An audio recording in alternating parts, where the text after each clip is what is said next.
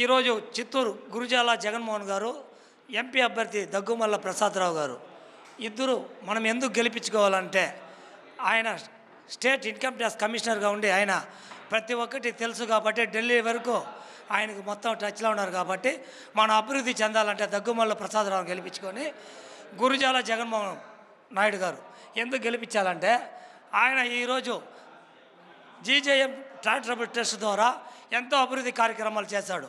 ఆయన ఎమ్మెల్యేగా చేస్తే మన చిత్తూరుకు కాలేజీలు కానీ పరిశ్రమలు కానీ ఏం కానీ చేసుకోవచ్చు. ఇప్పుడు ఈ 5 ఏళ్ళుగా ఈ గవర్నమెంట్ ఏ ఒక్క అభివృద్ధి శూన్యమైంది.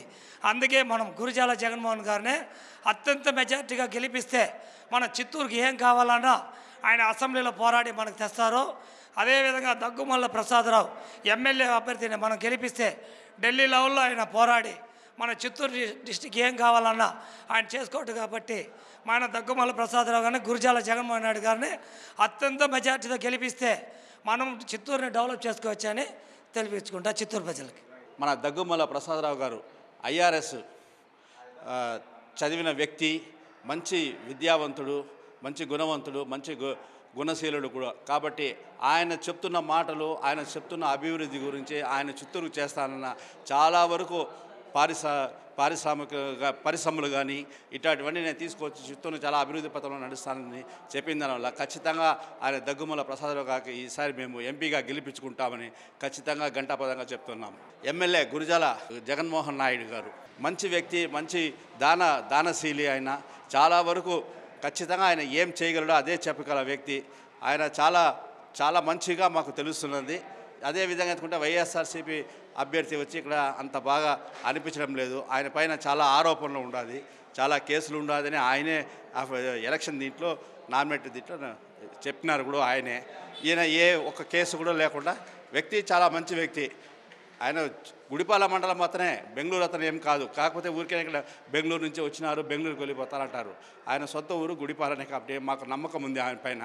ఖచ్చితంగా మేము కూడా గురుజాల జగన్మోహన్ గారిని ఈసారి గెలిపించుకుంటామని ఘంటాపదంగా చెప్తున్నాను. దుర్గాప్రసాదరావు గారు చాలా మంచి విజన్తో చిత్తూరుకి ఒక అభ్యర్థిగా వస్తున్నారు. ఇంతకుముందు ఉన్న వైసీపీ ఎంపీ గారు ఆయన చిత్తూరులో కాలు పెట్టిన లేదు.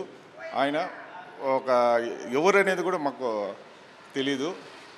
అదే మరి మన గురుజాల జగన్మోహన్ నాయుడు గారు ఎమ్మెల్యే క్యాండిడేట్గా వస్తున్నారు. మంచి విజన్ ఉన్న అభ్యర్థులు వస్తున్నారు కాబట్టి చిత్తూరులో రాజన్న అధ్యక్షతన, పార్లమెంట్ అధ్యక్షతన మేమంతా దగ్గరుండి మంచి మెజార్టీతో దుర్గా ప్రసాదరావు గారు కానీ మన ఎంపీ క్యాండిడేట్ గురుజాల జగన్మోహన్ నాయుడిని, అదే చంద్రబాబు నాయుడు పార్టీని గెలిపించి అత్యధిక మెజార్టీతో చిత్తూరులో గెలిపించాలంటే మేమంతా దగ్గరుండి కష్టపడి చేస్తున్నాము. ఇప్పుడు వచ్చిన మన గురుజాల జగన్మోహన్ గారు మంచి చేస్తారనేసి, బాగా డెవలప్ చేస్తారనేసి మంచి నమ్మకంతో పెద్ద ఆయన అంటే చంద్రబాబు నాయుడు గారు ఆయన్ని నమ్మి ఆయనకి సీట్ ఇచ్చారు. ఆయన బాగా చేస్తారు ప్రజలకి అనేసి కూడా మేము నమ్మి ఆయన్ని అత్యధిక మెజార్టీతో గెలిపించేదానికి కష్టపడుతున్నాము. ఖచ్చితంగా మంచి మెజార్టీతో కూడా ఆయన గెలుస్తారు తథ్యం.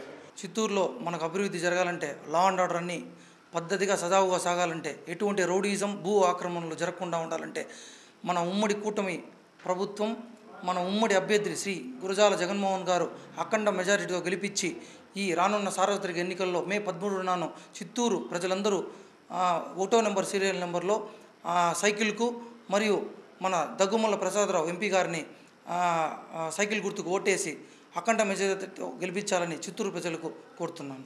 మీ అమూల్యమనే ఓటుని జీజేఎం గారికి మరియు దగ్గుమల్ల ప్రసాదరావు గారికి ఓటు వేయాల్సిందిగా కోరుకుంటున్నాము. మన చిత్తూరులో చిత్తూరని కాదు, ఆంధ్రాలో జరిగే ఏ అవినీతిని అన్నా మనము అవినీతిని మంచిగా చేసుకునేదానికి మన ఓటుల్ని ఉమ్మడి బీజేపీ, తెలుగుదేశం, జనసేన పార్టీలకు ఓటు వేయాల్సిందిగా కోరుకుంటున్నాం.